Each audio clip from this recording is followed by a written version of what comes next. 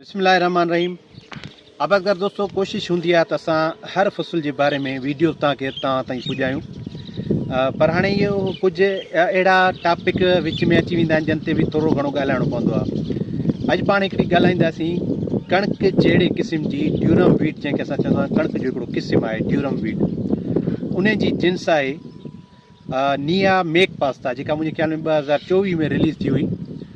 उहा durum wheat छा हूंदी आहे जो असां खाइण जे तौर ते, चपाती जे तौर ते इस्तेमालु न कंदा आहियूं। उन में छा थींदा आहिनि, इहे सयूं, न्यूडल्स ऐं मैक्रोनी या इहे शयूं ठहंदियूं आहिनि, बिस्किट थी सघे थो, त इहे ठहंदियूं आहिनि। हाणे छा आहे, उन जो सीड रेट केतिरो हूंदो आहे, उन जी पोखी केतिरी हूंदी आहे, इहे सभु मां हिन पने ते लिखियूं आहिनि किथां इंफॉर्मेशन कलेक्ट करे, छाकाणि त असांखे इंफॉर्मेशन हूंदी आहे त तॾहिं मां शेयर कंदा आहियूं। पोइ इहा हिन जी वैरायटी जो नालो आहे, जिन्स जो नालो आहे निया मेक पास्ता ऐं ड्यूरम वीट आहे इहा। उन खां पोइ हिन जी प्लांट हाइट जेका आहे, इनखे असां मतिलबु नंढी कद वारो चवंदासीं या डार्फ हाइट हिन जी चवंदासीं। मतिलबु हिकिड़ो जीअं मिसाल कणिक जी हाइट वॾी वारी हूंदी आहे, ठीकु आहे, प्लांट हाइट वॾी आहे, हिकिड़ो हूंदो आहे हाइट नंढी हूंदी आहे, दरमियानी हूंदी आहे, हिकिड़ी हूंदी आहे डार्फ, ठीकु आहे। इन जी माना डार्फ आहे, कद आहे, शॉर्ट हुनजी कद आहे।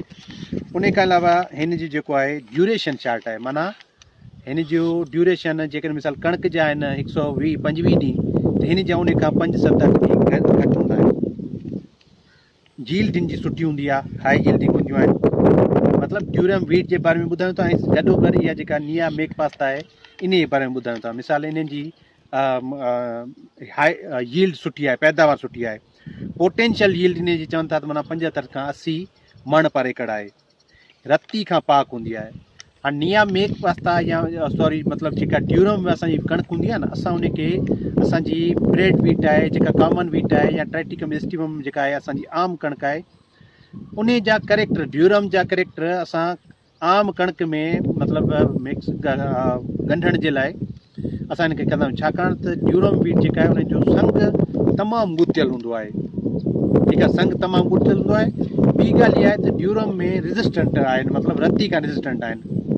मिसाल जेकॾहिं पाण हिकिड़ो ॾियूं त TD1 में रती लॻे थी, ड्यूरम जी कंहिं जिन्स में रती नथी लॻे, जॾहिं उनजो क्रॉस कंदासीं त असांखे रेज़िस्टेंट जीन असां TD में पास कंदासीं, त उन जे लाइ असां वटि ड्यूरम वीट असां इस्तेमालु कंदा आहियूं, ठीकु आहे। इन मथां सोइंग डेट इहा गॾोगॾु कणिक सां पोखी वेंदी आहे, जेका पाण जीअं आम कणिक आहे ट्राइटिकम एस्टिवम, जेका पाण आम कणिक ब्रेड वीट खाऊं था, कॉमन वीट जेका पाण खाऊं था, उन सां गॾु मिसाल जेका नवंबर में पोखियूं था, उहा कणिक त हीअ बि असां नवंबर में पोखी सघूं था, ठीकु आहे। फर्टिलाइज़र जा डोज़िस, फर्टिलाइज़र मतिलबु इनखे कीअं ॾियूं, एज़ असां जीअं कणिक खे ॾींदा आहियूं, ठीकु आहे।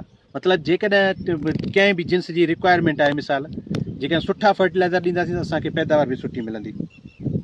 सीड रेट वैरायटी ते बि डिपेंड कंदो आहे, छाकाणि त हिन जो बिज थोरो मतिलबु सन्हो आहे, ठीकु आहे। बिज जा बि मां तस्वीरूं जेके आहिनि, किराब जी तस्वीरूं ऐं बिज जूं तस्वीरूं तव्हां सां लास्ट में हिन वीडियो जे लास्ट में मां शेयर करे छॾींदुमि। वीडियो आख़िर ताईं ॾिसंदो तव्हांखे ख़बर पवंदी। सीड रेट असां 60 kg ॾींदा आहियूं।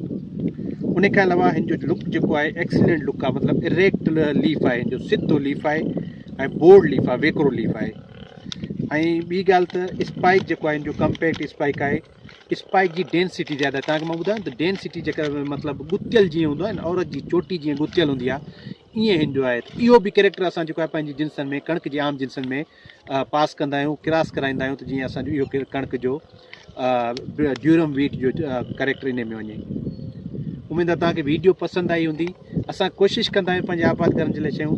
इहा जेकॾहिं शइ तव्हांखे मतिलबु ज़रूरत हुजे ड्यूरम वीट जी कंहिं बि हवाले सां, मतिलबु कंहिं बि आबादगार खे, इनशा ताला टंडो जाम असां तव्हांखे अवेलेबल कराए ॾींदासीं। असांजो स्क्रीन ते तव्हां नंबर अचे पियो, तव्हां इहो नंबर नोट करे वठिजो। इनशा ताला इहो तव्हांखे बिज असां अवेलेबल सुठी क्वालिटी वारो अवेलेबल कराए ॾींदासीं। तव्हां सभिनी जी वॾी महिरबानी।